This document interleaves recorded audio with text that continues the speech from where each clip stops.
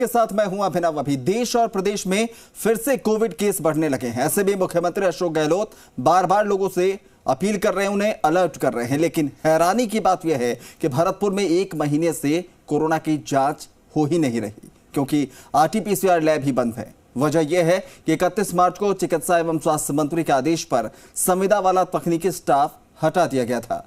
बार बार demand के बावजूद अभी तक लैब में नए स्टाफ नहीं लगाए गए हैं। इसको लेकर यह विशेष रिपोर्ट आपके सामने।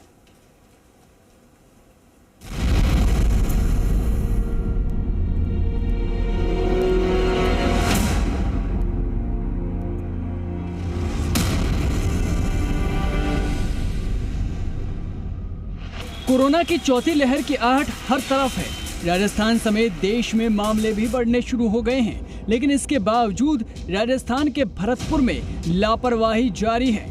आप सोचकर हैरान होंगे कि भरतपुर में 1 महीने से कोरोना की जांच ही नहीं हो रही, क्योंकि RT-PCR लैब ही बंद है।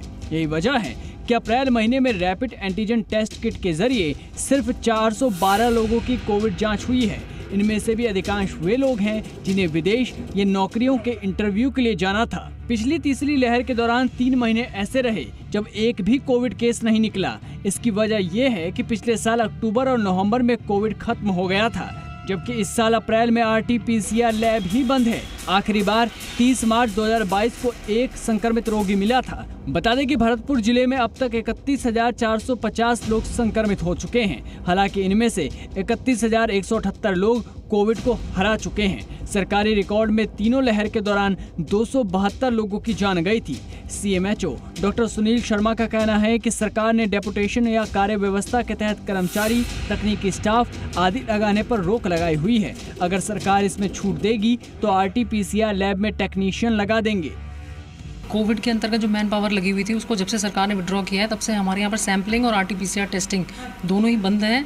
और अभी हम लोग ये प्रयास कर रहे हैं कि कम से कम एक शिफ्ट में कम से कम 200-300 सैंपल की अगर हमारी RT-PCR की लैब स्टार्ट हो जाती है, तो हम UTB पे जो हमको सरकार ने भी सैंक्शन दिया है लैब टेक्नीशियंस को रखने की, तो वो रख करके हम पूरा प्रयास करेंगे कि सैम्पलिंग रेगुलर वे में चालू हो जाए और एक शिफ्ट RT-PCR लैब की हम शुरू कर सकें।